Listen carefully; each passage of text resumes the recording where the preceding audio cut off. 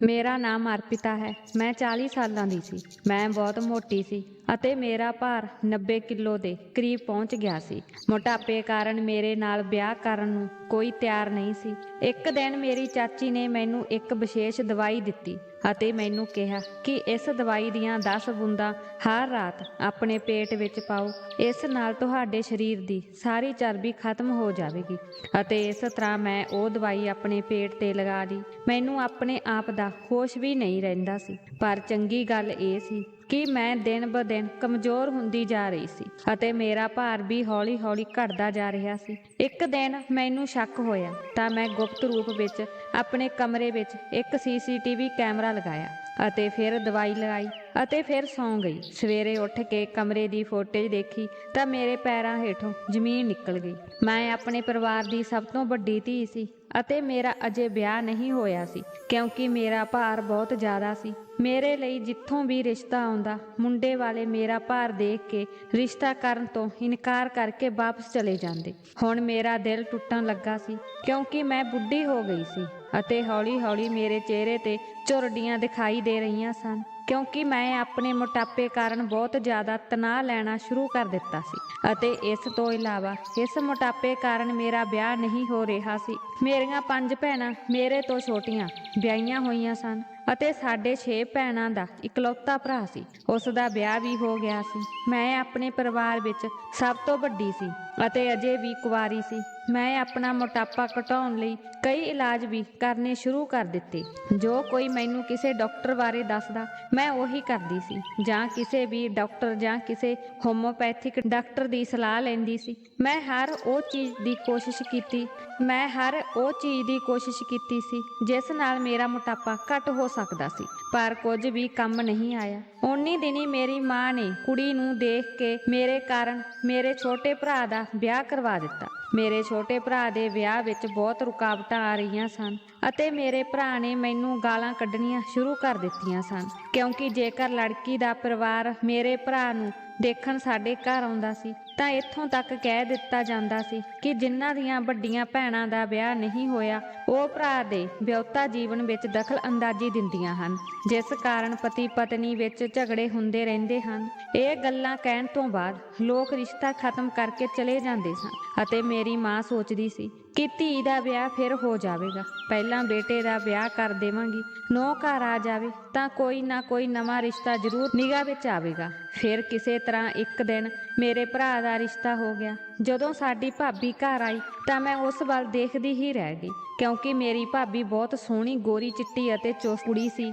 ਉਸ ਨੂੰ ਦੇਖ ਕੇ ਮੈਂ ਬਹੁਤ ਖੁਸ਼ ਹੋਈ ਸੀ, ਪਰ ਉਸ ਨੂੰ ਦੇਖ ਕੇ ਮੈਨੂੰ ਬਹੁਤ ਗਿਲਟੀ ਮਹਿਸੂਸ ਹੋ ਰਹੀ ਸੀ। ਮੇਰੇ ਪਿਤਾ ਜੀ ਦੇ 2 ਭਰਾ ਸਨ। ਅਸੀਂ ਆਪਣੇ ਦਾਦਾ ਜੀ ਦੇ ਘਰ ਰਹਿੰਦੇ ਸੀ ਜੋ ਕਦੇ ਸਾਡੇ ਪਿਤਾ ਜੀ ਦਾ ਘਰ ਸੀ ਅਤੇ ਸਾਡੇ ਘਰ ਵਿੱਚ ਹੀ ਚਾਚਾ ਚਾਚੀ ਲਈ ਇੱਕ ਕਮਰਾ ਵੀ ਬਣਵਾ ਦਿੱਤਾ ਗਿਆ ਸੀ। ਚਾਚਾ ਦੂਜੇ ਸ਼ਹਿਰ ਵਿੱਚ ਕੰਮ ਕਰਦੀ ਸੀ, ਇਸ ਲਈ ਚਾਚੀ ਵੀ ਉਸ ਨਾਲ ਦੂਜੇ ਸ਼ਹਿਰ ਵਿੱਚ ਰਹਿੰਦੀ ਸੀ। ਮੇਰੇ ਚਾਚਾ ਅਤੇ ਚਾਚੀ ਦੇ ਵਿਆਹ ਨੂੰ 1 ਸਾਲ ਹੋ ਗਿਆ ਸੀ ਅਤੇ ਮੇਰੇ ਚਾਚਾ ਜੀ ਦੇ ਵਿਆਹ ਦੇ 1 ਮਹੀਨੇ ਦੇ ਅੰਦਰ ਮੇਰੇ ਚਾਚਾ ਜੀ ਮੇਰੀ ਚਾਚੀ ਨੂੰ ਆਪਣੇ ਨਾਲ ਸ਼ਹਿਰ ਲੈ ਗਏ ਜਿੱਥੇ ਉਹ ਕੰਮ ਕਰਦੇ ਸੀ ਅਤੇ ਉੱਥੇ ਹੀ ਸ਼ਿਫਟ ਹੋ ਗਏ ਸੀ। ਮੇਰੀ ਚਾਚੀ ਬਹੁਤ ਸੁੰਦਰ ਅਤੇ ਪਤਲੀ ਸੀ। ਹੁਣ ਕੁਝ ਦਿਨ ਪਹਿਲਾਂ ਮੈਨੂੰ ਉਹਨਾਂ ਦਾ ਫੋਨ ਆਇਆ ਸੀ ਕਿ ਉਹ ਦੁਬਾਰਾ ਸਾਡੇ ਘਰ ਸ਼ਿਫਟ ਹੋਣ ਲਈ ਆ ਰਹੇ ਹਨ। ਇਸ ਲਈ ਅਸੀਂ ਉਹਨਾਂ ਦਾ ਕਮਰਾ ਖੋਲ੍ਹਿਆ ਅਤੇ ਉਹਨਾਂ ਦੇ ਕਮਰੇ ਦੀ ਚੰਗੀ ਤਰ੍ਹਾਂ ਸਫਾਈ ਕੀਤੀ। 10 ਦਿਨਾਂ ਬਾਅਦ ਉਹ ਆਪਣੇ ਕਮਰੇ ਵਿੱਚ ਰਹਿਣ ਲਈ ਆ ਗਏ। ਜਦੋਂ ਆਂਟੀ ਘਰ ਆਈ ਤਾਂ ਦੇਖਿਆ ਕਿ ਆਂਟੀ ਪਹਿਲਾਂ ਨਾਲੋਂ ਵੀ ਸੋਹਣੀ ਹੋ ਗਈ ਸੀ। ਮੈਂ ਉਸ ਦੀ ਸੁੰਦਰਤਾ ਅਤੇ ਚੁਸਤੀ ਦਾ ਰਾਜ਼ ਜਾਣਨਾ ਚਾਹੁੰਦੀ ਸੀ ਕਿਉਂਕਿ ਆਂਟੀ ਮੁੰਬਈ ਵਰਗੇ ਸ਼ਹਿਰ ਤੋਂ ਆਈ ਸੀ ਅਤੇ ਉੱਥੇ ਦੇ ਸਾਰੇ ਲੜਕੇ ਲੜਕੀਆਂ ਬਹੁਤ ਸਮਾਰਟ ਅਤੇ ਫਿੱਟ ਹਨ। ਆਂਟੀ ਸਿਰਫ 1 ਮਹੀਨੇ ਦੀ ਹੀ ਦੁਲਹਨ ਸੀ ਜਦੋਂ ਉਹ ਆਪਣੇ ਪਤੀ ਨਾਲ ਮੁੰਬਈ ਸ਼ਿਫਟ ਹੋ ਗਈ ਸੀ, ਇਸ ਲਈ ਅਸੀਂ ਉਸ ਨਾਲ ਜ਼ਿਆਦਾ ਗੱਲ ਨਹੀਂ ਕਰ ਸਕੇ। ਹਾਂ, ਪਰ ਅਸੀਂ ਕਈ ਵਾਰ ਫੋਨ ਤੇ ਗੱਲ ਕਰਦੇ ਸੀ। ਕੁਝ ਦਿਨ ਹੀ ਹੋਏ ਸਨ ਅਤੇ ਚਾਚਾ ਅਤੇ ਚਾਚੀ ਦੋਵੇਂ ਸਾਡੇ ਘਰ ਸ਼ਿਫਟ ਹੋ ਗਏ ਸਨ ਅਤੇ ਹੁਣ ਚਾਚੇ ਦਾ ਦੁਬਾਰਾ ਮੁੰਬਈ ਜਾਣ ਦਾ ਕੋਈ ਇਰਾਦਾ ਨਹੀਂ ਸੀ। ਮੇਰੀ ਚਾਚੀ ਦਾ ਨਾਨਕਾ ਘਰ ਉਦੈਪੁਰ ਸੀ। ਅਸੀਂ ਸਾਰੇ ਉਦੈਪੁਰ ਵਿੱਚ ਹੀ ਰਹਿੰਦੇ ਸੀ। ਚਾਚੇ ਅਤੇ ਚਾਚੀ ਦਾ ਪ੍ਰੇਮ ਵਿਆਹ ਹੋਇਆ ਸੀ ਅਤੇ ਉਹਨਾਂ ਨੇ ਆਪਣੇ ਸ਼ਹਿਰ ਦੀ ਇੱਕ ਲੜਕੀ ਨਾਲ ਵਿਆਹ ਕਰਵਾ ਲਿਆ। ਕੁਝ ਦਿਨ ਹੀ ਬੀਤੇ ਸੀ ਅਤੇ ਮੇਰੀ ਚਾਚੀ ਨਾਲ ਮੇਰੀ ਚੰਗੀ ਦੋਸਤੀ ਹੋ ਗਈ ਸੀ। ਭਾਬੀ ਮੇਰੇ ਨਾਲ ਘੱਟ ਹੀ ਗੱਲ ਕਰਦੀ ਸੀ। ਮੇਰੀ ਭਾਬੀ ਵੀ ਬਹੁਤ ਸੁੰਦਰ ਸੀ ਪਰ ਮੈਨੂੰ ਨਹੀਂ ਪਤਾ ਸੀ ਕਿ ਉਹ ਕਿਸ ਘਮੰਡ ਵਿੱਚ ਰਹਿੰਦੀ ਸੀ। ਉਸ ਨੂੰ ਮੇਰੇ ਨਾਲ ਗੱਲ ਕਰਨਾ ਬਿਲਕੁਲ ਵੀ ਪਸੰਦ ਨਹੀਂ ਸੀ, ਪਰ ਆਂਟੀ ਦੀਆਂ ਬਹੁਤ ਚੰਗੀਆਂ ਆਦਤਾਂ ਸਨ ਅਤੇ ਉਹ ਹੌਲੀ-ਹੌਲੀ ਮੇਰੇ ਨਾਲ ਦੋਸਤ ਬਣ ਗਈ ਸੀ। ਪਰ ਸਾਡੀ ਦੋਸਤੀ ਕਾਫੀ ਹੱਦ ਤੱਕ ਵੱਧ ਗਈ ਸੀ। ਮੈਂ ਹਮੇਸ਼ਾ ਆਂਟੀ ਤੋਂ ਮੁੰਬਈ ਬਾਰੇ ਪੁੱਛਦੀ ਰਹਿੰਦੀ ਸੀ ਅਤੇ ਉਹਨਾਂ ਦੀ ਫਿਟਨੈਸ ਦਾ ਰਾਜ਼ ਜਾਣਨਾ ਚਾਹੁੰਦੀ ਸੀ। ਹੁਣ ਆਂਟੀ ਮੈਨੂੰ ਕਹਿੰਦੀ ਸੀ ਕਿ ਤੁਸੀਂ ਵੀ ਜਲਦੀ ਵਿਆਹ ਕਰ ਲਓ। ਮੈਂ ਆਂਟੀ ਨੂੰ ਪੁੱਛਦੀ ਸੀ ਕਿ ਮੈਂ ਵਿਆਹ ਕਿਵੇਂ ਕਰਾਂ। ਮੇਰੇ ਕੋਲ ਤੁਹਾਡੇ ਵਰਗੀ ਸੁੰਦਰਤਾ ਨਹੀਂ ਹੈ। ਮੇਰਾ ਭਾਰ ਇੰਨਾ ਹੈ ਕਿ ਕੋਈ ਮੇਰੇ ਵੱਲ ਤੱਕਦਾ ਵੀ ਨਹੀਂ। ਆਂਟੀ ਕਹਿਣ ਲੱਗੀ, ਇਸ ਵਿੱਚ ਵੱਡੀ ਗੱਲ ਕੀ ਹੈ? ਚਿੰਤਾ ਨਾ ਕਰੋ, ਸਭ ਠੀਕ ਹੋ ਜਾਵੇਗਾ। ਮੈਂ ਤੁਹਾਡਾ ਸਾਰਾ ਇਲਾਜ ਕਰਾਂਗੀ। ਮੈਂ ਹੈਰਾਨੀ ਨਾਲ ਆਂਟੀ ਵੱਲ ਦੇਖਣ ਲੱਗੀ। ਆਂਟੀ ਮੇਰਾ ਕਿਹੋ ਜਿਹਾ ਇਲਾਜ ਕਰੇਗੀ? ਆਂਟੀ ਨੇ ਕਿਹਾ ਕਿ ਤੁਸੀਂ ਹੁਣੇ ਮੇਰੇ ਨਾਲ ਡਾਕਟਰ ਦੇ ਕਲੀਨਿਕ ਵਿੱਚ ਚਲੋ। ਮੈਂ ਇੱਥੇ ਇੱਕ ਬਹੁਤ ਚੰਗੇ ਡਾਕਟਰ ਨੂੰ ਜਾਣਦੀ ਹਾਂ। ਆਂਟੀ ਦੀ ਗੱਲ ਸੁਣ ਕੇ ਮੈਨੂੰ ਬਹੁਤ ਖੁਸ਼ੀ ਹੋਈ ਅਤੇ ਮੈਨੂੰ ਯਕੀਨ ਹੀ ਨਹੀਂ ਆ ਰਿਹਾ ਸੀ ਕਿ ਅੱਜ ਪਹਿਲੀ ਵਾਰ ਕਿਸੇ ਨੇ ਮੈਨੂੰ ਡਾਕਟਰ ਕੋਲ ਜਾਣ ਲਈ ਕਿਹਾ ਸੀ। ਨਹੀਂ ਤਾਂ ਸਾਰੇ ਇਹੀ ਕਹਿੰਦੇ ਸਨ ਕਿ ਤੁਸੀਂ ਬਹੁਤ ਜ਼ਿਆਦਾ ਭੋਜਨ ਖਾਂਦੇ ਹੋ, ਇਸ ਲਈ ਤੁਸੀਂ ਬਹੁਤ ਮੋਟੇ ਹੋ ਰਹੇ ਹੋ ਅਤੇ ਜੇਕਰ ਤੁਸੀਂ ਥੋੜਾ ਜਿਹਾ ਡਾਈਟ ਕਰਦੇ ਹੋ ਤਾਂ ਤੁਸੀਂ ਠੀਕ ਹੋ ਜਾਓਗੇ। ਪਰ ਆਂਟੀ ਮੈਨੂੰ ਬਹੁਤ ਹੀ ਚੁੱਪਚਾਪ ਘਰੋਂ ਬਾਹਰ ਲੈ ਗਈ ਅਤੇ ਉਸਨੇ ਫਿਰ ਇੱਕ ਆਟੋ ਰੋਕਿਆ ਅਤੇ ਉਸਨੇ ਮੈਨੂੰ ਦੁਬਾਰਾ ਆਟੋ ਵਿੱਚ ਬੈਠਣ ਲਈ ਕਿਹਾ। ਇਸ ਤੋਂ ਬਾਅਦ ਉਸਨੇ ਕਿਹਾ, ਮੈਂ ਤੁਹਾਨੂੰ ਡਾਕਟਰ ਕੋਲ ਲੈ ਕੇ ਜਾਂਦੀ ਹਾਂ। ਮੈਂ ਬੜੀ ਖੁਸ਼ੀ ਨਾਲ ਆਂਟੀ ਨਾਲ ਆਟੋ ਵਿੱਚ ਬੈਠ ਗਈ। ਕਰੀਬ 15 ਮਿੰਟ ਦਾ ਸਫ਼ਰ ਕਰਨ ਤੋਂ ਬਾਅਦ ਅਸੀਂ ਇੱਕ ਵੱਡੇ ਕਲੀਨਿਕ ਦੇ ਸਾਹਮਣੇ ਪਹੁੰਚ ਗਏ, ਪਰ ਮੈਂ ਬਹੁਤ ਹੈਰਾਨ ਸੀ। ਇਸ ਕਲੀਨਿਕ ਦੇ ਸਾਹਮਣੇ ਕੋਈ ਬੋਰਡ ਆਦਿ ਨਹੀਂ ਸੀ ਅਤੇ ਨਾ ਹੀ ਕਲੀਨਿਕ ਵਿੱਚ ਬਹੁਤੇ ਲੋਕ ਸਨ। ਮੇਰੇ ਵਰਗੀਆਂ ਕੁਝ 2-3 ਔਰਤਾਂ ਬਾਹਰ ਬੈਠੀਆਂ ਹੋਈਆਂ ਸਨ ਅਤੇ ਉਹਨਾਂ ਔਰਤਾਂ ਦੇ ਚਿਹਰੇ ਤੇ ਵੱਡੇ ਵੱਡੇ ਦਾਗ ਸਨ, ਜਿਨ੍ਹਾਂ ਨੂੰ ਦੇਖ ਕੇ ਮੈਨੂੰ ਲੱਗਾ ਕਿ ਮੇਰਾ ਮੋਟਾਪਾ ਜ਼ਿਆਦਾ ਠੀਕ ਹੈ, ਕਿਉਂਕਿ ਉਹਨਾਂ ਦੀ ਹਾਲਤ ਮੇਰੇ ਨਾਲੋਂ ਵੀ ਮਾੜੀ ਸੀ। ਕੁਝ ਦੇਰ ਬਾਅਦ ਇੱਕ ਕੁੜੀ ਅੰਦਰ ਆਈ। ਉਹ ਉਸ ਕਮਰੇ ਵਿੱਚ ਬੈਠੀਆਂ ਸਾਰੀਆਂ ਔਰਤਾਂ ਵੱਲ ਦੇਖਣ ਲੱਗੀ। ਫਿਰ ਜਦੋਂ ਉਸ ਕੁੜੀ ਦੀ ਨਜ਼ਰ ਮੇਰੇ ਉੱਤੇ ਪਈ ਤਾਂ ਉਹ ਬੜੇ ਅਜੀਬ ਤਰੀਕੇ ਨਾਲ ਮੁਸਕਰਾਈ। ਮੇਰੀ ਚਾਚੀ ਵੱਲ ਇਸ਼ਾਰਾ ਕੀਤਾ। ਆਂਟੀ ਨੇ ਵੀ ਇਸ਼ਾਰਿਆਂ ਰਾਹੀਂ ਉਸ ਨੂੰ ਕੁਝ ਕਿਹਾ ਤੇ ਮੇਰੇ ਨਾਲ ਬਾਹਰ ਆ ਗਈ। ਉਹ ਔਰਤ ਮੈਨੂੰ ਦੇਖ ਕੇ ਬਹੁਤ ਖੁਸ਼ ਹੋਈ। ਆਂਟੀ ਨੇ ਮੈਨੂੰ ਕਿਹਾ ਕਿ ਇਹ ਔਰਤ ਤੁਹਾਨੂੰ ਜੋ ਵੀ ਪੁੱਛਦੀ ਹੈ ਤੁਸੀਂ ਸਿੱਧਾ ਜਵਾਬ ਦਿਓ ਅਤੇ ਇਹ ਲੜਕੀ ਤੁਹਾਨੂੰ ਕਿਸੇ ਚੰਗੇ ਡਾਕਟਰ ਕੋਲ ਲੈ ਕੇ ਜਾਵੇਗੀ ਜੋ ਤੁਹਾਡੀਆਂ ਸਾਰੀਆਂ ਮੁਸ਼ਕਲਾਂ ਦਾ ਹੱਲ ਕਰ ਦੇਵੇਗੀ। ਮੈਨੂੰ ਘੱਟ ਹੀ ਪਤਾ ਸੀ ਕਿ ਮੇਰੀ ਕਿਸਮਤ ਬਦਲਣ ਵਾਲੀ ਹੈ ਅਤੇ ਮੈਂ ਆਪਣੀ ਚਾਚੀ ਤੇ ਭਰੋਸਾ ਕਰਕੇ ਵੱਡੀ ਗਲਤੀ ਕਰਨ ਵਾਲੀ ਸੀ। ਉਹ ਕੁੜੀ ਮੈਨੂੰ ਆਪਣੇ ਨਾਲ ਕਮਰੇ ਵਿੱਚ ਲੈ ਗਈ। ਆਂਟੀ ਵੀ ਉੱਥੇ ਮੌਜੂਦ ਨਹੀਂ ਸੀ। ਕੁੜੀ ਮੈਨੂੰ ਕਹਿਣ ਲੱਗੀ ਕਿ ਸਾਨੂੰ ਤੇਰੇ ਮੋਟਾਪੇ ਦਾ ਤੋਲ ਕਰਨਾ ਪਵੇਗਾ ਕਿ ਤੇਰੇ ਸਰੀਰ ਵਿੱਚ ਕਿੰਨਾ ਪਾਣੀ ਹੈ ਤੇ ਕਿੰਨੀ ਚਰਬੀ ਹੈ। ਤੁਸੀਂ ਇਸ ਮੰਜੇ ਤੇ ਲੇਟ ਜਾਓ, ਮੈਂ ਮਸ਼ੀਨ ਲੈ ਕੇ ਆਵਾਂਗੀ। ਮੈਂ ਬਹੁਤ ਹੈਰਾਨ ਸੀ, ਪਰ ਆਂਟੀ ਨੇ ਮੈਨੂੰ ਕਿਹਾ ਕਿ ਚੁੱਪਚਾਪ ਇਸ ਔਰਤ ਦਾ ਕਹਿਣਾ ਮੰਨੋ ਅਤੇ ਜੋ ਵੀ ਕਹੇ ਉਹੀ ਕਰਦੇ ਰਹੋ। ਅਜਿਹਾ ਨਾ ਹੋਵੇ ਕਿ ਬਾਅਦ ਵਿੱਚ ਕੋਈ ਸਮੱਸਿਆ ਪੈਦਾ ਹੋ ਜਾਵੇ। ਮੈਂ ਕੁੜੀ ਦੇ ਕਹਿਣ ਅਨੁਸਾਰ ਝੱਟ ਅੱਖਾਂ ਬੰਦ ਕਰ ਲਈਆਂ ਅਤੇ ਮੰਜੇ ਤੇ ਲੇਟ ਗਈ। ਇਸ ਤੋਂ ਬਾਅਦ ਮੈਨੂੰ ਨਹੀਂ ਪਤਾ ਕਿ ਮੇਰੇ ਨਾਲ ਕੀ ਹੋਇਆ। ਕੁਝ ਸਮੇਂ ਬਾਅਦ ਮੈਨੂੰ ਥੋੜੀਆਂ ਆਵਾਜ਼ਾਂ ਸੁਣਾਈ ਦੇਣ ਲੱਗ ਪਈਆਂ। ਸ਼ਾਇਦ ਉਹ ਔਰਤ ਕਮਰੇ ਵਿੱਚ ਆਈ ਸੀ। ਫਿਰ ਕੀ ਹੋਇਆ, ਕਿਸੇ ਨੇ ਮੇਰੀਆਂ ਅੱਖਾਂ ਤੇ ਪੱਟੀ ਬੰਨ੍ਹ ਦਿੱਤੀ। ਮੈਂ ਬਹੁਤ ਡਰੀ ਹੋਈ ਸੀ ਕਿਉਂਕਿ ਉਸ ਸਮੇਂ ਆਂਟੀ ਵੀ ਮੇਰੇ ਨਾਲ ਨਹੀਂ ਸੀ। ਪੱਟੀ ਬੰਨ੍ਹਣ ਤੋਂ ਬਾਅਦ ਮੈਨੂੰ ਕੁਝ ਵੀ ਅਹਿਸਾਸ ਨਹੀਂ ਹੋਇਆ। ਮੇਰੀਆਂ ਅੱਖਾਂ ਸਾਹਮਣੇ ਪੂਰਾ ਹਨੇਰਾ ਛਾਇਆ ਹੋਇਆ ਸੀ। ਜਦੋਂ ਮੇਰੀ ਪੱਟੀ ਹਟਾਈ ਗਈ ਮੈਂ ਬਿਲਕੁਲ ਉਹੀ ਸੀ। ਮੇਰੇ ਵਿੱਚ ਕੋਈ ਬਦਲਾਅ ਨਹੀਂ ਆਇਆ ਸੀ ਅਤੇ ਉਸਨੇ ਲਗਭਗ 20 ਮਿੰਟ ਤੱਕ ਇਲਾਜ ਕੀਤਾ, ਪਰ ਮੈਂ ਆਪਣੇ ਸਾਰੇ ਸਰੀਰ ਵਿੱਚ ਖੁਜਲੀ ਮਹਿਸੂਸ ਕਰ ਰਹੀ ਸੀ। ਮੈਂ ਔਰਤ ਨੂੰ ਪੁੱਛਿਆ ਕਿ ਇਹ ਕੀ ਹੈ ਅਤੇ ਮੈਨੂੰ ਖਾਰਿਸ਼ ਕਿਉਂ ਹੋ ਰਹੀ ਸੀ। ਤੁਸੀਂ ਲੋਕਾਂ ਨੇ ਮੇਰੇ ਨਾਲ ਕੀ ਕੀਤਾ ਹੈ? ਉਹ ਕਹਿਣ ਲੱਗੀ ਕਿ ਮੈਂ ਤੇਰਾ ਅਲਟਰਾਸਾਊਂਡ ਕੀਤਾ ਹੈ ਤੇ ਇਸ ਵਿੱਚ ਹੈਰਾਨੀ ਵਾਲੀ ਕੀ ਗੱਲ ਹੈ? ਅਲਟਰਾਸਾਊਂਡ ਦੇ ਸੰਬੰਧ ਵਿੱਚ ਮੇਰੇ ਦਿਮਾਗ ਵਿੱਚ ਕਈ ਤਰ੍ਹਾਂ ਦੀਆਂ ਗੱਲਾਂ ਚੱਲਣ ਲੱਗੀਆਂ। ਅਲਟਰਾਸਾਊਂਡ ਉਹਨਾਂ ਗਰਭਵਤੀ ਔਰਤਾਂ ਲਈ ਕੀਤਾ ਜਾਂਦਾ ਹੈ ਜੋ ਬੱਚੇ ਨੂੰ ਜਨਮ ਦੇਣ ਵਾਲੀਆਂ ਹਨ, ਜਾਂ ਅਲਟਰਾਸਾਊਂਡ ਲਈ ਪੇਟ ਤੇ ਮੋਟਾ ਤਰਲ ਪਦਾਰਥ ਲਗਾਇਆ ਜਾਂਦਾ ਹੈ ਅਤੇ ਅਲਟਰਾਸਾਊਂਡ ਕਰਨ ਵਾਲੀ ਮਸ਼ੀਨ ਵੀ ਵੱਖਰੀ ਹੁੰਦੀ ਹੈ। ਇਸ ਔਰਤ ਨੇ ਮੈਨੂੰ ਛੂਹਿਆ ਤੱਕ ਨਹੀਂ। ਫਿਰ ਕਿਸ ਤਰ੍ਹਾਂ ਦਾ ਅਲਟਰਾਸਾਊਂਡ ਕੀਤਾ ਜਾ ਰਿਹਾ ਸੀ ਜੋ ਬਿਨਾਂ ਦੇਖੇ ਕੀਤਾ ਗਿਆ ਸੀ। ਮੈਨੂੰ ਇਹ ਸਭ ਬਹੁਤ ਅਜੀਬ ਲੱਗ ਰਿਹਾ ਸੀ। ਫਿਰ ਉਸਨੇ ਮੈਨੂੰ ਆਪਣੇ ਸਾਹਮਣੇ ਬਿਠਾ ਲਿਆ ਅਤੇ ਮੇਰੇ ਨਾਲ ਗੱਲਾਂ ਕਰਨ ਲੱਗੀ ਅਤੇ ਕਹਿਣ ਲੱਗੀ ਕਿ ਤੂੰ ਕਦੋਂ ਤੋਂ ਮੋਟੀ ਹੋਈ ਹੈ ਅਤੇ ਕਿੰਨਾ ਖਾਣਾ ਖਾਂਦੀ ਹੈ। ਮੇਰੇ ਸਾਰੇ ਸਵਾਲਾਂ ਦੇ ਜਵਾਬ ਇੱਕ ਕਾਗਜ਼ ਤੇ ਲਿਖੇ ਜਾ ਰਹੇ ਸਨ। ਸਾਰੇ ਬਰੇਵੇ ਲੈਣ ਤੋਂ ਬਾਅਦ ਵੀ ਉਸਨੇ ਮੈਨੂੰ ਕਿਹਾ ਕਿ ਹੁਣ ਬਾਹਰ ਜਾਓ ਅਤੇ ਆਪਣੀ ਚਾਚੀ ਨੂੰ ਅੰਦਰ ਭੇਜੋ। ਮੈਂ ਡਰਦੀ ਹੋਈ ਬਾਹਰ ਚਲੀ ਗਈ। ਮੈਨੂੰ ਨਹੀਂ ਪਤਾ ਸੀ ਕਿ ਮੇਰਾ ਭਾਰ ਘਟਾ ਸਕਣਗੇ ਜਾਂ ਨਹੀਂ। ਬਾਹਰ ਜਾਣ ਤੋਂ ਬਾਅਦ ਮੈਂ ਆਂਟੀ ਨੂੰ ਕਿਹਾ ਕਿ ਉਹ ਤੁਹਾਨੂੰ ਅੰਦਰ ਬੁਲਾ ਰਹੀ ਹੈ, ਤਾਂ ਆਂਟੀ ਕਮਰੇ ਵਿੱਚ ਚਲੀ ਗਈ। ਜਦੋਂ ਮੈਂ ਦਰਵਾਜ਼ੇ ਦੇ ਬਾਹਰ ਖੜੀ ਸੀ ਤਾਂ ਮੈਨੂੰ ਆਂਟੀ ਅਤੇ ਉਸ ਔਰਤ ਦੀਆਂ ਗੱਲਾਂ ਕਰਨ ਦੀਆਂ ਆਵਾਜ਼ਾਂ ਸੁਣਾਈ ਦੇਣ ਲੱਗ ਪਈਆਂ ਅਤੇ ਫਿਰ ਮੈਨੂੰ ਅੰਦਰੋਂ ਹਾਸਾ ਵੀ ਸੁਣਾਈ ਦਿੱਤਾ। ਤਾਂ ਮੈਂ ਹੈਰਾਨ ਸੀ ਕਿ ਕੀ ਆਂਟੀ ਇਸ ਔਰਤ ਨੂੰ ਹੁਣੇ ਹੀ ਮਿਲੀ ਸੀ ਜਾਂ ਉਹ ਉਸ ਨੂੰ ਪਹਿਲਾਂ ਤੋਂ ਹੀ ਜਾਣਦੀ ਸੀ। ਦੋਹਾਂ ਦਾ ਹੱਸਣਾ ਬਾਹਰ ਸੁਣਿਆ ਜਾ ਸਕਦਾ ਸੀ। ਫਿਲਹਾਲ ਮੈਂ ਕੁਝ ਨਹੀਂ ਕਰ ਸਕਦੀ ਸੀ। ਇੱਥੇ ਮੇਰੀ ਚਾਚੀ ਹੀ ਮੇਰਾ ਸਭ ਕੁਝ ਸੀ, ਕਿਉਂਕਿ ਮੈਂ ਇਸ ਕਲੀਨਿਕ ਵਿੱਚ ਆਪਣੀ ਚਾਚੀ ਤੋਂ ਇਲਾਵਾ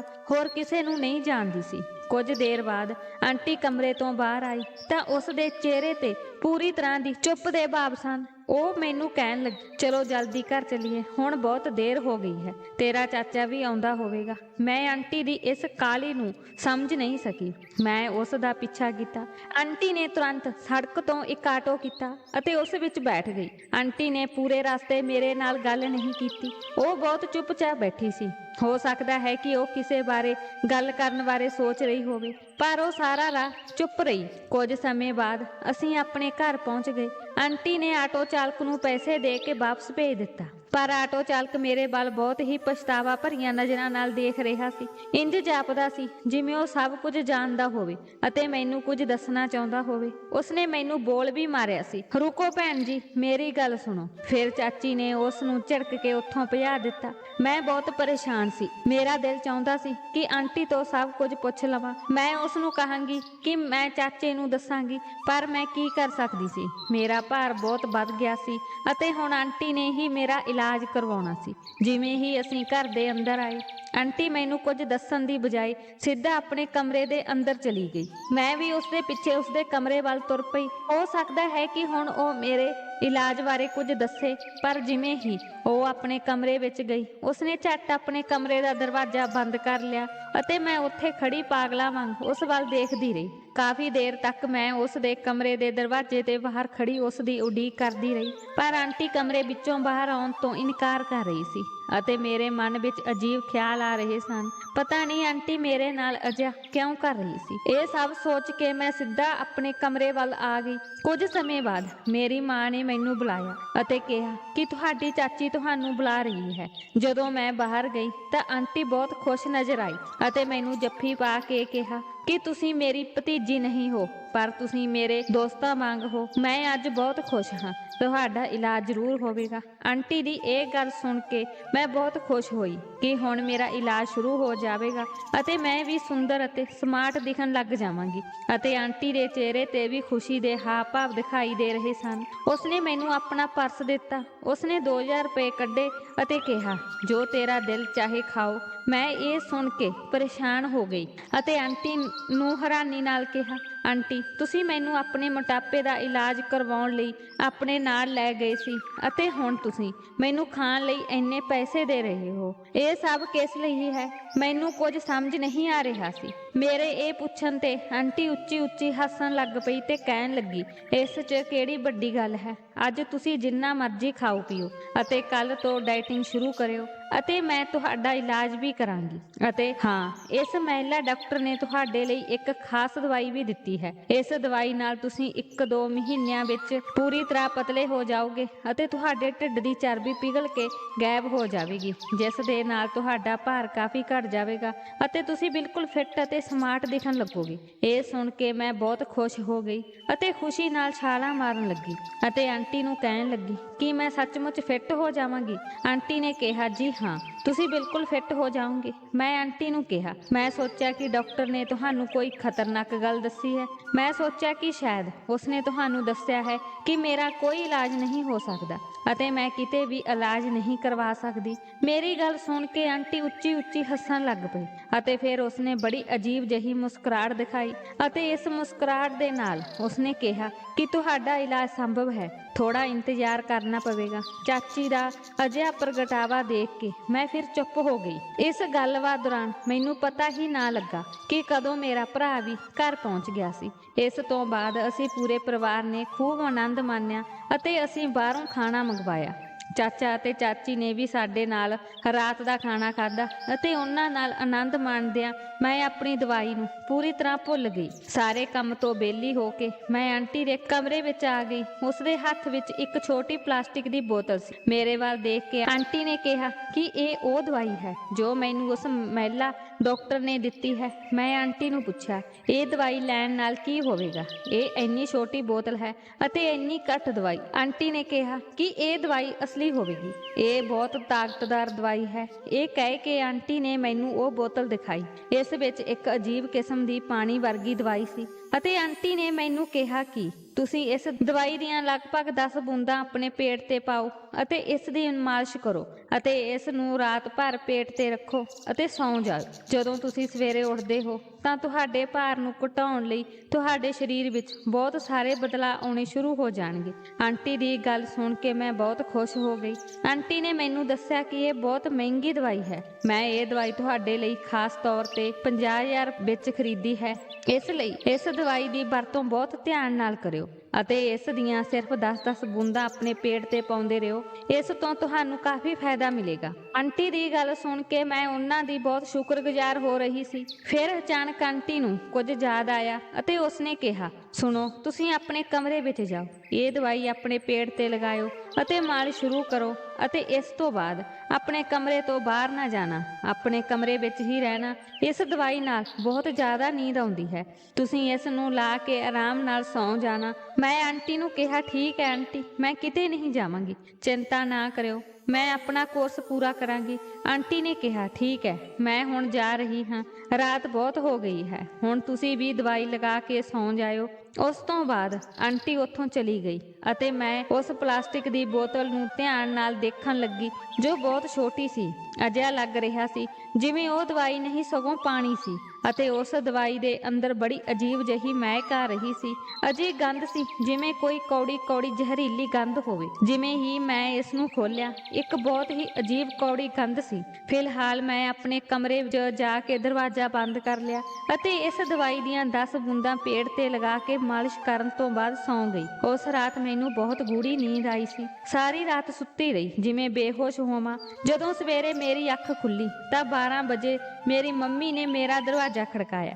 ਜਦੋਂ ਮੈਂ ਦਰਵਾਜ਼ੇ ਦੀ ਘੰਟੀ ਸੁਣੀ ਤਾਂ ਮੈਂ ਬਹੁਤ ਡਰ ਗਈ ਕਿਉਂਕਿ ਅਜਿਹਾ ਪਹਿਲਾਂ ਕਦੇ ਨਹੀਂ ਹੋਇਆ ਸੀ। ਜਿਵੇਂ ਹੀ ਮੈਂ ਘੜੀ ਵੱਲ ਦੇਖਿਆ, ਮੈਂ ਇਹ ਦੇਖ ਕੇ ਹੈਰਾਨ ਰਹਿ ਗਈ ਕਿ ਦੁਪਹਿਰ ਦੇ 12 ਵੱਜ ਚੁੱਕੇ ਸਨ ਅਤੇ ਅਜਿਹਾ ਕਦੇ ਨਹੀਂ ਹੋਇਆ ਸੀ। ਇਹ ਪਹਿਲੀ ਵਾਰ ਹੋਇਆ ਸੀ। ਮੈਂ ਸਵੇਰੇ 8 ਵਜੇ ਤੱਕ ਉੱਠ ਜਾਂਦੀ ਸੀ ਅਤੇ ਅੱਜ ਮੈਂ ਦੁਪਹਿਰ ਦੇ 12 ਵਜੇ ਤੱਕ ਸੌਂ ਰਹੀ ਸੀ। ਮੈਂ ਹਮੇਸ਼ਾ ਆਪਣੀ ਜ਼ਿੰਦਗੀ ਵਿੱਚ ਸਵੇਰੇ 8 ਜਾਂ 9 ਵਜੇ ਜਾਗ ਜਾਂਦੀ ਸੀ। ਫਿਰ ਜਿਵੇਂ ਹੀ ਮੈਂ ਦਰਵਾਜ਼ਾ ਖੋਲ੍ਹਿਆ ਤਾਂ ਮੈਂ ਮਾਂ ਦੀ ਨਿਗਾਹ ਮੇਰੇ ਤੇ ਪਈ। ਮੇਰੇ ਵੱਲ ਬੜੀ ਪਰੇਸ਼ਾਨੀ ਭਰੀਆਂ ਨਜ਼ਰਾਂ ਨਾਲ ਦੇਖ ਰਹੀ ਸੀ ਤੇ ਕਹਿਣ ਲੱਗੀ, ਬੇਟੀ, ਅੱਜ ਤੈਨੂੰ ਕੀ ਹੋ ਗਿਆ ਹੈ? ਤੁਸੀਂ ਸਵੇਰੇ ਬਹੁਤ ਜਲਦੀ ਉੱਠਦੇ ਸੀ। ਤੁਹਾਡੀ ਸਿਹਤ ਠੀਕ ਹੈ ਕਿਉਂਕਿ ਤੁਸੀਂ ਇੰਨੀ ਦੇਰ ਤੱਕ ਸੌਂ ਰਹੇ ਹੋ। ਜਦੋਂ ਮੇਰੀ ਮਾਂ ਨੇ ਵੀ ਇਹ ਕਿਹਾ ਤਾਂ ਮੈਂ ਸੱਚਮੁੱਚ ਹੈਰਾਨੀ ਨਾਲ ਆਪਣੇ ਵੱਲ ਦੇਖਣ ਲੱਗੀ। ਮੇਰੇ ਸਰੀਰ ਵਿੱਚੋਂ ਬਹੁਤ ਬਦਬੂ ਆ ਰਹੀ ਸੀ। ਮੈਨੂੰ ਇੰਜ ਲੱਗਾ ਜਿਵੇਂ ਮੈਂ ਕਿਸੇ ਬਹੁਤ ਹੀ ਬਦਬੂਦਾਰ ਕਮਰੇ ਵਿੱਚ ਸੌਂ ਰਹੀ ਹਾਂ ਕਿਉਂਕਿ ਮੇਰੇ ਕੱਪੜਿਆਂ ਵਿੱਚੋਂ ਅਤੇ ਮੇਰੇ ਬਿਸਤਰੇ ਵਿੱਚੋਂ ਵੀ ਬਹੁਤ ਅਜੀਬ ਜਿਹੀ ਬਦਬੂ ਆ ਰਹੀ ਸੀ ਅਤੇ ਕਮਰੇ ਵਿਚਲੀ ਬਦਬੂ ਇੰਨੀ ਭੈੜੀ ਸੀ ਕਿ ਇਹ ਅਹਿਸਾਸ ਸੀ ਅਤੇ ਇਹ ਚੰਗਾ ਸੀ ਕਿ ਮੇਰੀ ਮਾਂ ਨੂੰ ਉਹ ਗੰਧ ਮਹਿਸੂਸ ਨਹੀਂ ਹੋਈ। ਨਾਸ਼ਤਾ ਕਰਨ ਤੋਂ ਪਹਿਲਾਂ ਮੈਂ ਫਰੈਸ਼ ਹੋਣ ਲਈ ਆਪਣੇ ਕਮਰੇ ਵਿੱਚ ਚਲੀ ਗਈ। ਜਦੋਂ ਮੈਂ ਇਸ਼ਨਾਨ ਕੀਤਾ ਅਤੇ ਤਿਆਰ ਹੋ ਕੇ ਬਾਹਰ ਆਈ ਤਾਂ ਮੈਂ ਠੀਕ ਅਤੇ ਤਾਜ਼ਾ ਮਹਿਸੂਸ ਕਰ ਰਹੀ ਸੀ ਅਤੇ ਮੈਨੂੰ ਇਹ ਸੋਚ ਕੇ ਬਹੁਤ ਬੁਰਾ ਲੱਗ ਰਿਹਾ ਸੀ ਕਿ ਮੈਂ ਇਸ ਤੋਂ ਪਹਿਲਾਂ ਕਦੇ ਵੀ ਇੰਨੀ ਨੀਂਦ ਨਹੀਂ ਸੁੱਤੀ ਸੀ।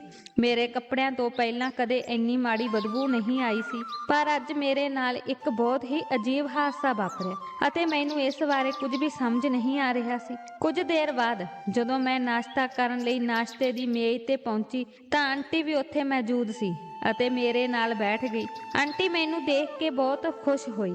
ਉਸਨੇ ਪੁੱਛਿਆ ਕਿ ਰਾਤ ਨੂੰ ਨੀਂਦ ਕਿਵੇਂ ਆਈ। ਮੈਂ ਉਹਨਾਂ ਨੂੰ ਇਹ ਵੀ ਨਹੀਂ ਦੱਸ ਸਕਦੀ ਸੀ ਕਿ ਮੈਂ ਬਹੁਤ ਸੁੱਤੀ ਸੀ ਕਿਉਂਕਿ ਮਾਂ ਵੀ ਸਾਡੇ ਨਾਲ ਹੀ ਬੈਠੀ ਸੀ ਅਤੇ ਹੋ ਸਕਦਾ ਸੀ ਕਿ ਮਾਂ ਮੈਨੂੰ ਝਿੜਕਦੀ ਕਿ ਤੂੰ ਆਪਣੀ ਚਾਚੀ ਨਾਲ ਇਕੱਲੀ ਕਲੀਨਿਕ ਕਿਉਂ ਗਈ। ਇਸ ਲਈ ਮੈਂ ਚੁੱਪ ਰਹੀ ਅਤੇ ਆਂਟੀ ਨੇ ਖੁਦ ਮੈਨੂੰ ਆਪਣੇ ਕਮਰੇ ਵਿੱਚ ਆਉਣ ਦਾ ਇਸ਼ਾਰਾ ਕੀਤਾ ਅਤੇ ਜਿਵੇਂ ਹੀ ਮੈਂ ਉਸਦੇ ਕਮਰੇ ਵਿੱਚ ਗਈ ਤਾਂ ਆਂਟੀ ਬਹੁਤ ਖੁਸ਼ ਨਜ਼ਰ ਆ ਰਹੀ ਸੀ। ਆਂਟੀ ਮੈਨੂੰ ਕਹਿਣ ਲੱਗੀ ਕਿ ਦੇਖੋ ਅਰਪਿਤਾ, ਭਾਰ ਅਚਾਨਕ ਘੱਟ ਨਹੀਂ ਹੁੰਦਾ।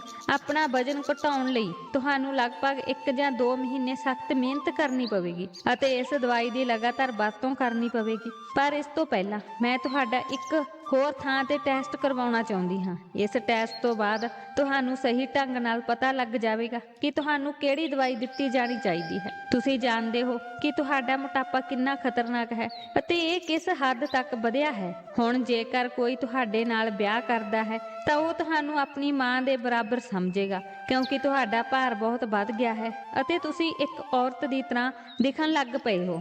ਆਂਟੀ ਦੀ ਇਹ ਗੱਲ ਸੁਣ ਕੇ ਮੈਂ ਡਰ ਗਈ। ਮੈਂ ਕਿਹਾ, ਆਂਟੀ ਤੁਸੀਂ ਮੇਰੇ ਜੋ ਵੀ ਟੈਸਟ ਕਰਵਾਉਣਾ ਚਾਹੁੰਦੇ ਹੋ ਮੈਂ ਉਸ ਨੂੰ ਕਰਵਾਉਣ ਲਈ ਤਿਆਰ ਹਾਂ ਅਤੇ ਤੁਹਾਡੇ ਨਾਲ ਚਲੀ ਜਾਵਾਂਗੀ। ਮੇਰੇ ਮੋਟਾਪੇ ਦਾ ਕੁਝ ਕਰੋ। ਆਂਟੀ ਵੀ ਪੜ੍ਹੀ ਲਿਖੀ ਔਰਤ ਸੀ, ਇਸ ਲਈ ਮੈਨੂੰ ਉਸ ਤੇ ਬਹੁਤ ਭਰੋਸਾ ਸੀ। ਆਂਟੀ ਨੇ ਕਿਹਾ ਕਿ ਅਸੀਂ ਅੱਜ ਸ਼ਾਮ ਨੂੰ ਡਾਕਟਰ ਕੋਲ ਜਾਵਾਂਗੇ, ਤੁਸੀਂ ਤਿਆਰ ਰਹੋ। ਮੈਂ ਸ਼ਾਮ ਨੂੰ ਤਿਆਰ ਹੋ ਗਈ ਅਤੇ ਅਸੀਂ ਦੋਵੇਂ ਘਰੋਂ ਨਿਕਲ ਗਏ। ਆਂਟੀ ਨੇ ਇੱਕ ਆਟੋ ਡਰਾਈਵਰ ਨੂੰ ਬੁਲਾਇਆ ਅਤੇ ਮੈਨੂੰ ਕਲੀਨਿਕ ਲੈ ਗਈ ਅਤੇ ਮੈਂ ਆਰਾਮ ਮਹਿਸੂਸ ਕੀਤਾ ਕਿਉਂਕਿ ਇੱਥੇ ਪਹਿਲਾਂ ਮੈਂ ਇੱਕ ਵਾਰ ਆਈ ਹੋਈ ਸੀ। ਚਾਚੀ ਕਹਿਣ ਲੱਗੀ ਕਿ ਤੁਸੀਂ ਇੱਥੇ ਕੁਰਸੀ ਤੇ ਬੈਠੋ, ਕੁਝ ਸਮੇਂ ਬਾਅਦ ਡਾਕਟਰ ਆਵੇਗੀ। ਆਂਟੀ ਦੇ ਕਹਿਣ ਤੇ ਮੈਂ ਕੁਰਸੀ ਤੇ ਬੈਠ ਗਈ। ਕੁਝ ਦੇਰ ਬਾਅਦ ਡਾਕਟਰ ਵੀ ਆ ਗਿਆ। ਫਿਰ ਜਿਵੇਂ ਹੀ ਉਹ ਆਈ ਉਸਨੇ ਮੈਨੂੰ ਕਿਹਾ ਕਿ ਤੁਸੀਂ ਥੋੜੇ ਪਤਲੇ ਦਿਖਣ ਲੱਗ ਪਏ ਹੋ। ਇਹ ਕਹਿ ਕੇ ਉਹ ਬੁਰੀ ਤਰ੍ਹਾਂ ਹੱਸਣ ਲੱਗੀ, ਜਦੋਂ ਕਿ ਮੈਂ ਅਜੇ ਵੀ ਹੈਰਾਨ ਸੀ ਕਿ ਕਦੇ ਕਿਸੇ ਨੇ ਇਹ ਨਹੀਂ ਕਿਹਾ ਕਿ ਮੈਂ ਪਤਲੀ ਲੱਗਦੀ ਹਾਂ। ਕਿ ਇਹ ਲੋਕ ਸੋਚ ਰਹੇ ਸਨ ਕਿ ਮੈਂ ਮੂਰਖ ਹਾਂ।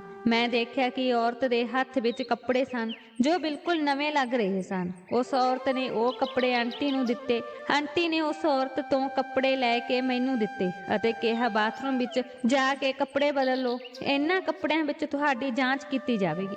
ਜਦੋਂ ਮੈਂ ਕੱਪੜਿਆਂ ਵੱਲ ਦੇਖਿਆ ਤਾਂ ਉਹ ਦੁਲਹਨ ਦੇ ਕੱਪੜਿਆਂ ਵਾਂਗ ਲੱਗ ਰਹੇ ਸਨ। ਇਹ ਸੰਭਵ ਨਹੀਂ ਸੀ ਕਿ ਉਹ ਮੈਨੂੰ ਇਹਨਾਂ ਕੱਪੜਿਆਂ ਵਿੱਚ ਚੈੱਕ ਕਰੇਗੀ। ਸ਼ਾਇਦ ਇਹਨਾਂ ਲੋਕਾਂ ਦਾ ਨਵਾਂ ਸਟਾਈਲ ਸੀ ਕਿਉਂਕਿ ਇਹ ਕੱਪੜੇ ਹਸਪਤਾਲ ਦੇ ਕੱਪੜਿਆਂ ਵਾਂਗ ਬਿਲਕੁਲ ਨਹੀਂ ਲੱਗਦੇ ਸਨ। ਮੈਂ ਹਸਪਤਾਲ ਦੇ ਕੱਪੜੇ ਦੇਖੇ ਸਨ, ਉਹ ਕੱਪੜੇ ਵਰਗੇ ਨਹੀਂ ਸਨ ਅਤੇ ਉਹਨਾਂ ਨੇ ਮੈਨੂੰ ਬਦਲਣ ਲਈ ਦਿੱਤੇ ਸਨ। ਉਹ ਕੱਪੜੇ ਪਹਿਨਣ ਵਿੱਚ ਆਰਾਮਦਾਇਕ ਹੁੰਦੇ ਹਨ ਤਾਂ ਜੋ ਮਰੀਜ਼ ਨੂੰ ਕਿਸੇ ਕਿਸਮ ਦੀ ਸਮੱਸਿਆ ਦਾ ਸਾਹਮਣਾ ਨਾ ਕਰਨਾ ਪਵੇ, ਜਦੋਂ ਕਿ ਇਹ ਕੱਪੜੇ ਬਹੁਤ ਚਮਕਦਾਰ ਸਨ। ਮੈਂ ਹੈਰਾਨੀ ਭਰੀਆਂ ਨਜ਼ਰਾਂ ਨਾਲ ਆਂਟੀ ਅਤੇ ਡਾਕਟਰ ਨੂੰ ਦੇਖਣ ਲੱਗੀ ਅਤੇ ਉਹ ਮੈਨੂੰ ਕਹਿਣ ਲੱਗੀ, ਜਲਦੀ ਜਾਓ ਅਤੇ ਇਹਨਾਂ ਨੂੰ ਪਹਿਨੋ, ਮੈਂ ਤੁਹਾਡੀ ਉਡੀਕ ਕਰ ਰਹੀ ਹਾਂ।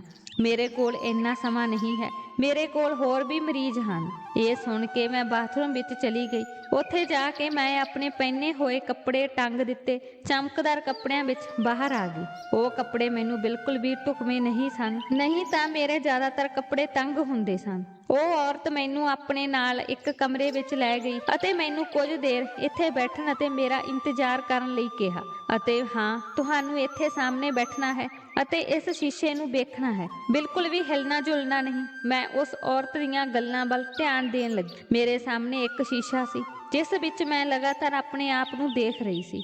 ਮੈਨੂੰ ਸ਼ੀਸ਼ੇ ਦੇ ਸਾਹਮਣੇ ਬੈਠੇ ਹੋਏ ਲਗਭਗ 1 ਘੰਟਾ ਬੀਤ ਗਿਆ ਸੀ। ਫਿਰ ਜਦੋਂ ਉਹ ਔਰਤ ਕਮਰੇ ਵਿੱਚ ਆਈ ਤਾਂ ਉਸਨੇ ਮੈਨੂੰ ਖੜੇ ਹੋਣ ਲਈ ਕਿਹਾ ਅਤੇ ਹਾਂ, ਤੁਹਾਨੂੰ ਬਿਲਕੁਲ ਵੀ ਹਿੱਲਣ ਦੀ ਲੋੜ ਨਹੀਂ, ਨਹੀਂ ਤਾਂ ਇਹ ਤੁਹਾਡੇ ਲਈ ਪਰੇਸ਼ਾਨੀ ਦਾ ਕਾਰਨ ਬਣੇਗਾ ਅਤੇ ਮੈਂ ਤੁਹਾਡੇ ਚੈੱਕਅਪ ਲਈ ਕਮਰੇ ਵਿੱਚ ਇੱਕ ਵੱਡੀ ਮਸ਼ੀਨ ਰੱਖੀ ਹੋਈ ਹੈ, ਤੁਹਾਡੀ ਉਸ ਮਸ਼ੀਨ ਨਾਲ ਜਾਂਚ ਕੀਤੀ ਜਾਵੇਗੀ। ਫਿਰ ਉਸਨੇ ਮੇਰੇ ਨਾਲ ਕੁਝ ਹੋਰ ਗੱਲ ਕੀਤੀ ਅਤੇ ਕਿਹਾ, ਹੁਣ ਤੁਸੀਂ ਘਰ ਚਲੇ ਜਾਓ। ਹਫ਼ਤੇ ਬਾਅਦ ਮੈਨੂੰ ਮਿਲਣਾ। ਜੋ ਦਵਾਈਆਂ ਮੈਂ ਤੁਹਾਨੂੰ ਦਿੱਤੀਆਂ ਹਨ ਉਹ ਜਲਦੀ ਹੀ ਤੁਹਾਡੇ ਤੇ ਕੰਮ ਕਰਨਾ ਸ਼ੁਰੂ ਕਰ ਦੇਣਗੀਆਂ। ਉਸ ਤੋਂ ਬਾਅਦ ਤੁਸੀਂ ਠੀਕ ਹੋ ਜਾਓਗੇ। ਵੈਸੇ ਵੀ ਤੇਰਾ ਵਜ਼ਨ 5 ਕਿਲੋ ਘਟ ਗਿਆ ਹੈ। ਮੈਂ ਤੇਰਾ ਵਜ਼ਨ ਕੀਤਾ ਹੈ। ਜਦੋਂ ਔਰਤ ਨੇ ਇਹ ਕਹਿਣਾ ਸ਼ੁਰੂ ਕੀਤਾ ਤਾਂ ਮੈਂ ਬਹੁਤ ਹੈਰਾਨ ਹੋਈ ਅਤੇ ਮੈਂ ਚੁੱਪਚਾਪ ਆਪਣੇ ਘਰ ਆ ਗਈ। ਆਂਟੀ ਇਸ ਵਾਰ ਵੀ ਬਹੁਤ ਚਿੰਤਤ ਨਜ਼ਰ ਆ ਰਹੀ ਸੀ। ਮੈਂ ਹੈਰਾਨ ਸੀ ਕਿ ਅੱਜ ਵੀ ਉਹ ਪਹਿਲਾਂ ਵਾਂਗ ਖੁਸ਼ ਨਜ਼ਰ ਨਹੀਂ ਆ ਰਹੀ ਸੀ। ਆਂਟੀ ਨੂੰ ਦੇਖ ਕੇ ਮੈਂ ਵੀ ਫਿਕਰਮੰਦ ਹੋ ਗਈ ਕਿ ਪਤਾ ਨਹੀਂ ਕੀ ਗੱਲ ਹੈ ਕਿ ਆਂਟੀ ਇੰਨੀ ਪਰੇਸ਼ਾਨ ਹੈ। ਜਿਵੇਂ ਹੀ ਅਸੀਂ ਘਰ ਪਹੁੰਚੇ ਆਂਟੀ ਮੈਨੂੰ ਆਪਣੇ ਕਮਰੇ ਵਿੱਚ ਲੈ ਗਈ ਅਤੇ ਪੁੱਛਿਆ, ਉਸ ਔਰਤ ਨੇ ਤੁਹਾਨੂੰ ਹੋਰ ਕੀ ਕਿਹਾ? ਉਹ ਮੇਰੇ ਬਾਰੇ ਬਹੁਤ ਚਿੰਤਤ ਸੀ ਅਤੇ ਮੈਨੂੰ ਪੁੱਛਣ ਲੱਗੀ। ਮੈਂ ਕਿਹਾ, ਆਂਟੀ ਉਸਨੇ ਮੈਨੂੰ ਕੁਝ ਨਹੀਂ ਕਿਹਾ, ਉਸਨੇ ਮੈਨੂੰ ਚੈੱਕ ਕੀਤਾ, ਹੋਰ ਕੁਝ ਨਹੀਂ। ਆਂਟੀ, ਅਜੇ ਦੁਲਹਨ ਦੇ ਕੱਪੜੇ ਵਿੱਚ ਜਾਂਚ ਕੌਣ ਕਰਦਾ ਹੈ? ਮੈਂ ਬੜੀ ਮੁਸ਼ਕਲ ਨਾਲ ਪੁੱਛਿਆ ਤਾਂ ਆਂਟੀ ਨੇ ਕਿਹਾ, ਇਸ ਦੀ ਚਿੰਤਾ ਨਾ ਕਰੋ, ਜਲਦੀ ਹੀ ਤੁਹਾਡਾ ਰਿਸ਼ਤਾ ਹੋ ਜਾਵੇਗਾ ਅਤੇ ਤੁਸੀਂ ਸੱਚਮੁੱਚ ਸਲਿਮ ਅਤੇ ਫਿੱਟ ਹੋ ਜਾਓਗੇ ਅਤੇ ਸੁੰਦਰ ਵੀ ਦਿਖੋਗੇ। ਹੁਣ ਆਂਟੀ ਦੀਆਂ ਗੱਲਾਂ ਨੇ ਮੈਨੂੰ ਖੁਸ਼ ਕਰ ਦਿੱਤਾ ਸੀ ਅਤੇ ਆਂਟੀ ਖੁਸ਼ੀ ਨਾਲ ਮੇਰੇ ਨਾਲ ਗੱਲ ਕਰ ਰਹੀ ਸੀ। ਜਦੋਂ ਆਂਟੀ ਨੇ ਇਹ ਕਿਹਾ ਤਾਂ ਮੈਂ ਇਹ ਸੋਚ ਕੇ ਚੁੱਪ ਹੋ ਗਈ ਕਿ ਸ਼ਾਇਦ ਜੇ ਆਂਟੀ ਇਹ ਕਹਿ ਰਹੀ ਹੈ ਤਾਂ ਮੈਂ ਪਤਲੀ ਲੱਗ ਰਹੀ ਹੋਵਾਂਗੀ। ਇਸ ਸਮੇਂ ਆਂਟੀ ਨੇ ਮੈਨੂੰ ਕਿਹਾ ਕਿ ਜਦੋਂ ਤੁਸੀਂ ਪਤਲੇ ਹੋ ਗਏ ਤਾਂ ਮੈਂ ਤੁਹਾਡਾ ਰਿਸ਼ਤਾ ਵੀ ਲਿਆਵਾਂਗੀ ਅਤੇ ਚਿੰਤਾ ਨਾ ਕਰੋ, ਮੈਂ ਇੱਕ ਚੰਗੇ ਪਰਿਵਾਰ ਵਿੱਚੋਂ ਰਿਸ਼ਤਾ ਲਿਆਵਾਂਗੀ ਅਤੇ ਤੁਹਾਡਾ ਵਿਆਹ ਬਹੁਤ ਧੂਮਧਾਮ ਨਾਲ ਹੋਵੇਗਾ। ਜਦੋਂ ਆਂਟੀ ਨੇ ਇਹ ਕਿਹਾ ਤਾਂ ਮੈਂ ਖੁਸ਼ ਹੋ ਗਈ, ਪਰ ਘਰ ਵਿੱਚ ਕਿਸੇ ਨੇ ਮੇਰੇ ਭਾਰ ਬਾਰੇ ਗੱਲ ਨਹੀਂ ਕੀਤੀ। 3-4 ਦਿਨਾਂ ਬਾਅਦ ਆਂਟੀ ਨੇ ਮੈਨੂੰ ਫਿਰ ਕਿਹਾ ਕਿ ਉਹ ਘਰ ਵਾਲਿਆਂ ਤੋਂ ਪਹਿਲਾਂ ਲੜਕੇ ਨੂੰ ਦਿਖਾਉਣਾ ਚਾਹੁੰਦੀ ਹੈ। ਜੇਕਰ ਤੁਹਾਨੂੰ ਮੁੰਡਾ ਪਸੰਦ ਆਇਆ ਤਾਂ ਦੱਸਣਾ। ਉਹ 2 ਦਿਨਾਂ ਬਾਅਦ ਸਾਡੇ ਘਰ ਮਹਿਮਾਨ ਬਣ ਕੇ ਆਉਣ ਵਾਲੇ ਹਨ। ਲਗਭਗ ਪੂਰਾ ਪਰਿਵਾਰ ਸਾਡੇ ਘਰ ਆਵੇਗਾ। ਆਂਟੀ ਨੇ ਲੜਕੇ ਦੇ ਪਰਿਵਾਰ ਵਾਲਿਆਂ ਨੂੰ ਦੱਸਿਆ ਸੀ ਕਿ ਉਸ ਦੀ ਭਤੀਜੀ ਦਾ ਵਿਆਹ ਅਜੇ ਤੱਕ ਨਹੀਂ ਹੋਇਆ। 2 ਦਿਨਾਂ ਬਾਅਦ ਉਹ ਸਾਡੇ ਘਰ ਰਿਸ਼ਤਾ ਲੈ ਕੇ ਆ ਗਏ ਸੀ। ਜਿਵੇਂ ਉਹ ਸਾਰੇ ਲੋਕ ਮੈਨੂੰ ਪਹਿਲਾਂ ਤੋਂ ਹੀ ਜਾਣਦੇ ਹਨ। ਜਦੋਂ ਮੈਂ ਉਹਨਾਂ ਦੇ ਸਾਹਮਣੇ ਗਈ ਤਾਂ ਮੁੰਡੇ ਦੀ ਮਾਂ ਨੇ ਕਿਹਾ, ਯਾਰ ਇਹ ਕੁੜੀ ਹੈ, ਦੇਖੋ ਕਿੰਨੀ ਮੋਟੀ ਹੈ। ਨਹੀਂ ਨਹੀਂ, ਇਹ ਬਹੁਤ ਮੋਟੀ ਹੈ। ਅਜਿਹੀਆਂ ਕੁੜੀਆਂ ਦਾ ਸਾਡੇ ਪਰਿਵਾਰ ਵਿੱਚ ਪਹਿਲਾਂ ਹੀ ਬਹੁਤ ਮਜ਼ਾਕ ਉਡਾਇਆ ਜਾਂਦਾ ਹੈ। ਅਜਿਹੀ ਕੁੜੀ ਨੂੰ ਅਸੀਂ ਆਪਣੇ ਘਰ ਦੀ ਨੂੰਹ ਨਹੀਂ ਬਣਾ ਸਕਦੇ। ਚਲੋ ਇੱਥੋਂ ਚਲੀਏ। ਅਤੇ ਇਹ ਕਹਿ ਕੇ ਉਹ ਸਾਡਾ ਘਰ ਛੱਡ ਕੇ ਚਲੇ ਗਏ। ਇਹਨਾਂ ਲੋਕਾਂ ਨੇ ਮੇਰੇ ਸਾਹਮਣੇ ਰਿਸ਼ਤੇ ਤੋਂ ਇਨਕਾਰ ਕਰ ਦਿੱਤਾ ਸੀ ਅਤੇ ਕਿਹਾ ਸੀ ਕਿ ਉਹ ਆਪਣੇ ਲੜਕੇ ਦਾ ਵਿਆਹ ਅਜਿਹੀ ਲੜਕੀ ਨਾਲ ਨਹੀਂ ਕਰਵਾਉਣਗੇ। ਮੇਰਾ ਦਿਲ ਬਹੁਤ ਟੁੱਟ ਗਿਆ, ਪਰ ਮੈਂ ਚੁੱਪ ਰਹੀ। ਵੈਸੇ ਵੀ ਆਂਟੀ ਨੇ ਕਿਹਾ ਸੀ ਕਿ ਜੇ ਤੇਰਾ ਰਿਸ਼ਤਾ ਇਹਨਾਂ ਲੋਕਾਂ ਨਾਲ ਨਾ ਹੋਇਆ ਤਾਂ ਮੈਂ ਤੇਰਾ ਰਿਸ਼ਤਾ ਆਪਣੇ ਮਾਮੇ ਤੋਂ ਲੈ ਕੇ ਆਵਾਂਗੀ ਤੇ ਤੇਰਾ ਵਿਆਹ ਆਪ ਕਰਵਾ ਦੇਵਾਂਗੀ। ਇਸ ਗੱਲ ਦੀ ਚਿੰਤਾ ਨਾ ਕਰ। ਉਹਨਾਂ ਦੇ ਜਾਣ ਤੋਂ ਬਾਅਦ ਆਂਟੀ ਨੇ ਮੈਨੂੰ ਦਿਲਾਸਾ ਦੇਣਾ ਸ਼ੁਰੂ ਕਰ ਦਿੱਤਾ ਅਤੇ ਕਿਹਾ ਕਿ ਇਹ ਆਖਰੀ ਲੋਕ ਹਨ ਜਿਨ੍ਹਾਂ ਤੇ ਮੈਂ ਭਰੋਸਾ ਕੀਤਾ ਹੈ। ਚਿੰਤਾ ਨਾ ਕਰੋ, ਮੈਂ ਆਪਣੇ ਮਾਤਾ-ਪਿਤਾ ਨਾਲ ਹਰ ਗੱਲ ਤੇ ਚਰਚਾ ਕੀਤੀ ਹੈ। ਇਹ ਮੇਰੇ ਭਰਾ ਦਾ ਲੜਕਾ ਹੈ। ਜੇਕਰ ਇਹ ਤੁਹਾਡੇ ਨਾਲ ਵਿਆਹ ਕਰ ਲਵੇ ਤਾਂ ਤੁਹਾਡੀ ਜ਼ਿੰਦਗੀ ਬਿਹਤਰ ਹੋਵੇਗੀ ਅਤੇ ਤੁਸੀਂ ਚਿੰਤਾ ਨਾ ਕਰੋ। ਉਹ ਮੁੰਡਾ ਤੈਨੂੰ ਡਾਕਟਰ ਕੋਲ ਵੀ ਲੈ ਜਾਵੇਗਾ। ਵਿਆਹ ਤੋਂ ਬਾਅਦ ਵੀ ਤੁਸੀਂ ਠੀਕ ਹੋ ਜਾਓਗੇ। ਮੈਂ ਪ੍ਰਮਾਤਮਾ ਦਾ ਸ਼ੁਕਰਾਨਾ ਕੀਤਾ ਅਤੇ ਕੁਝ ਦਿਨਾਂ ਵਿੱਚ ਹੀ ਮੇਰੀ ਚਾਚੀ ਦੇ ਰਿਸ਼ਤੇਦਾਰ ਰਿਸ਼ਤਾ ਲੈ ਕੇ ਮੇਰੇ ਘਰ ਆ ਗਏ। ਉਸਨੇ ਮੈਨੂੰ ਦੇਖਿਆ ਵੀ ਨਹੀਂ ਅਤੇ ਵਿਆਹ ਦੀ ਤਰੀਕ ਤੈਅ ਕਰ ਦਿੱਤੀ। ਮੈਂ ਬਹੁਤ ਖੁਸ਼ ਹੋ ਗਈ। ਆਖਰਕਾਰ ਆਂਟੀ ਨੇ ਮੇਰਾ ਬਹੁਤ ਸਾਥ ਦਿੱਤਾ ਅਤੇ ਅਸੀਂ ਵੀ ਰਿਸ਼ਤੇ ਵਿੱਚ ਵੱਜ ਗਏ। ਪਰ ਆਂਟੀ ਨੇ ਮੈਨੂੰ ਸਖਤੀ ਨਾਲ ਮਨਾ ਕਰ ਦਿੱਤਾ ਸੀ ਕਿ ਮੈਂ ਅੱਜ ਤੋਂ ਉਹ ਦਵਾਈ ਨਾ ਵਰਤਾਂ, ਕਿਉਂਕਿ ਇਸ ਨਾਲ ਮੈਨੂੰ ਬਹੁਤ ਨੀਂਦ ਆਉਂਦੀ ਹੈ ਅਤੇ ਬੇਹੋਸ਼ੀ ਮੇਰੇ ਮਨ ਉੱਤੇ ਹਾਵੀ ਹੁੰਦੀ ਹੈ। ਮੈਂ ਸਮਝ ਗਈ ਸੀ ਕਿ ਆਂਟੀ ਕੀ ਕਹਿੰਦੀ ਹੈ, ਇਸੇ ਲਈ ਮੈਂ ਉਹ ਦਵਾਈ ਲੈਣੀ ਬੰਦ ਕਰ ਦਿੱਤੀ ਸੀ।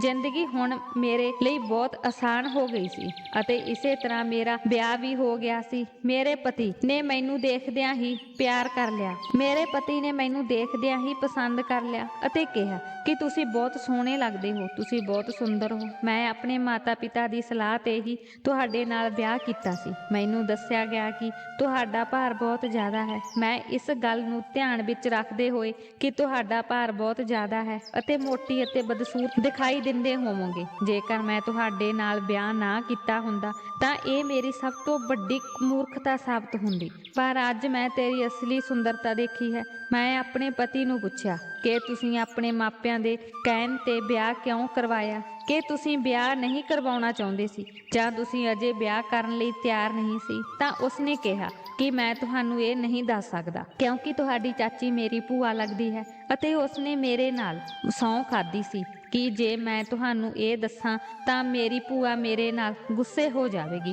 ਬੜੀ ਮੁਸ਼ਕਲ ਨਾਲ ਮੈਂ ਇਹ ਗੱਲ ਆਪਣੇ ਪਤੀ ਤੋਂ ਪੁੱਛੀ। ਉਹ ਮੈਨੂੰ ਆਪਣੀ ਭੂਆ ਬਾਰੇ ਕੁਝ ਵੀ ਦੱਸਣ ਲਈ ਤਿਆਰ ਨਹੀਂ ਸੀ, ਪਰ ਜਦੋਂ ਮੈਂ ਉਸ ਤੇ ਬਹੁਤ ਜ਼ੋਰ ਪਾਇਆ ਤਾਂ ਉਹ ਮੈਨੂੰ ਸਭ ਕੁਝ ਦੱਸਣ ਲਈ ਤਿਆਰ ਹੋ ਗਿਆ ਸੀ। ਪਰ ਉਸ ਨੇ ਜੋ ਕਿਹਾ ਉਹ ਸੁਣ ਕੇ ਮੇਰੇ ਪੈਰਾਂ ਹੇਠੋਂ ਜ਼ਮੀਨ ਨਿਕਲ ਗਈ। ਉਹ ਕਹਿਣ ਲੱਗਾ ਕਿ ਮੇਰੀ ਭੂਆ ਤੇਰੇ ਮੋਟਾਪੇ ਦਾ ਇਲਾਜ ਨਹੀਂ ਕਰਵਾ ਰਹੀ ਸੀ, ਉਹ ਤੁਹਾਨੂੰ ਵਰਤ ਕੇ ਪੈਸਾ ਕਮਾਉਣਾ ਚਾਹੁੰਦੀ ਸੀ। ਉਹ ਤੁਹਾਨੂੰ ਬ੍ਰਾਂਡਡ ਕੱਪੜੇ ਪਾਉਂਦੀ ਸੀ। ਉਹ ਕੱਪੜੇ ਪਾਉਣ ਲਈ ਮੋਟੀ ਔਰਤ ਦੀ ਲੋੜ ਹੁੰਦੀ ਸੀ, ਇਸ ਕਾਰਨ ਉਹ ਤੁਹਾਨੂੰ ਕਿਸੇ ਕੰਪਨੀ ਵਿੱਚ ਲੈ ਜਾਂਦੀ ਸੀ। ਪਰ ਉਸਨੇ ਕਿਹਾ ਕਿ ਤੁਸੀਂ ਇਸ ਤਰ੍ਹਾਂ ਦੀਆਂ ਫੋਟੋਆਂ ਨਹੀਂ ਕਰਵਾਓਗੇ, ਇਸ ਲਈ ਉਸ ਨੂੰ ਕੋਈ ਨਾ ਕੋਈ ਬਹਾਨਾ ਬਣਾਉਣਾ ਪਵੇਗਾ। ਇਸੇ ਤਰ੍ਹਾਂ ਉਹ ਤੁਹਾਡੇ ਨਾਲ ਇਹ ਸਭ ਕੁਝ ਕਰ ਰਹੀ ਸੀ ਅਤੇ ਤੁਹਾਨੂੰ ਬੜੀ ਆਸਾਨੀ ਨਾਲ ਮੂਰਖ ਬਣਾ ਰਹੀ ਸੀ ਅਤੇ ਤੁਹਾਡੀਆਂ ਕਈ ਫੋਟੋਆਂ ਵੀ ਮੈਗਜ਼ੀਨਾਂ ਵਿੱਚ ਛਪੀਆਂ ਸਨ। ਪਰ ਤੇਰੀ ਚਾਚੀ ਇਸ ਗੱਲ ਤੋਂ ਬਹੁਤ ਪਰੇਸ਼ਾਨ ਸੀ, ਕਿਉਂਕਿ ਮੈਗਜ਼ੀਨ ਵਿੱਚ ਤੁਹਾਡੀ ਫੋਟੋ ਛਪਣ ਕਾਰਨ ਤੁਸੀਂ ਕਾਫੀ ਮਸ਼ਹੂਰ ਹੋ ਗਏ ਸੀ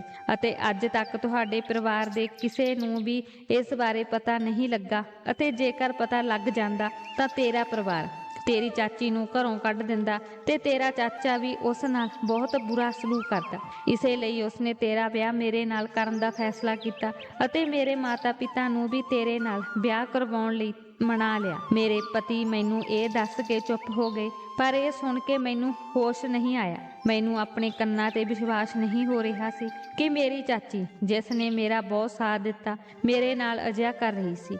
ਅਤੇ ਉਹੀ ਗੱਲਾਂ ਮੇਰੇ ਦਿਮਾਗ ਵਿੱਚ ਚੱਲਣ ਲੱਗੀਆਂ। ਮੈਂ ਸੋਚ ਵੀ ਨਹੀਂ ਸਕਦੀ ਸੀ ਆਂਟੀ ਮੈਨੂੰ ਆਪਣੇ ਪੈਸੇ ਕਮਾਉਣ ਲਈ ਵਰਤੇਗੀ, ਕਿਉਂਕਿ ਉਹ ਵੀ ਇੱਕ ਅਮੀਰ ਪਰਿਵਾਰ ਤੋਂ ਸੀ। ਮੇਰੀ ਚਾਚੀ ਲਗਭਗ 45 ਸਾਲਾਂ ਦੀ ਸੀ ਅਤੇ ਅਜੇ ਵੀ ਉਸ ਦੇ ਕੋਈ ਬੱਚਾ ਨਹੀਂ ਸੀ। ਉਸ ਨੂੰ ਰੱਬ ਦਾ ਡਰ ਵੀ ਨਹੀਂ ਸੀ ਕਿ ਜੇ ਉਸ ਦਾ ਆਉਣ ਵਾਲਾ ਬੱਚਾ ਮੇਰੇ ਵਾਂਗ ਮੋਟਾ ਹੋ ਗਿਆ ਤਾਂ ਉਹ ਕੀ ਕਰੇਗੀ। ਫਿਲਹਾਲ ਮੈਂ ਸਭ ਕੁਝ ਆਪਣੇ ਰੱਬ ਤੇ ਛੱਡ ਦਿੱਤਾ ਸੀ। ਮੇਰੇ ਚਾਚਾ ਜੀ ਮੇਰੇ ਪਿਤਾ ਜੀ ਨਾਲੋਂ ਬਹੁਤ ਛੋਟੇ ਸੀ, ਇਸੇ ਲਈ ਮੇਰੇ ਚਾਚੇ ਦਾ ਵੀ ਕਈ ਸਾਲਾਂ ਬਾਅਦ ਵਿਆਹ ਹੋਇਆ ਸੀ। ਇੰਨੀ ਵੱਡੀ ਉਮਰ ਦੇ ਹੋਣ ਦੇ ਬਾਵਜੂਦ ਆਂਟੀ ਪਤਲੀ ਅਤੇ ਬਹੁਤ ਫਿੱਟ ਸੀ। ਮੇਰਾ ਭਾਰ ਬਹੁਤ ਜ਼ਿਆਦਾ ਸੀ ਅਤੇ ਮੈਂ ਆਪਣੇ ਮੋਟਾਪੇ ਤੋਂ ਬਹੁਤ ਪਰੇਸ਼ਾਨ ਸੀ। ਉਹ ਸਿਰਫ ਇਸ ਦਾ ਫਾਇਦਾ ਉਠਾ ਰਹੀ ਸੀ ਅਤੇ ਮੈਨੂੰ ਆਪਣੇ ਫਾਇਦੇ ਲਈ ਵਰਤਿਆ ਸੀ।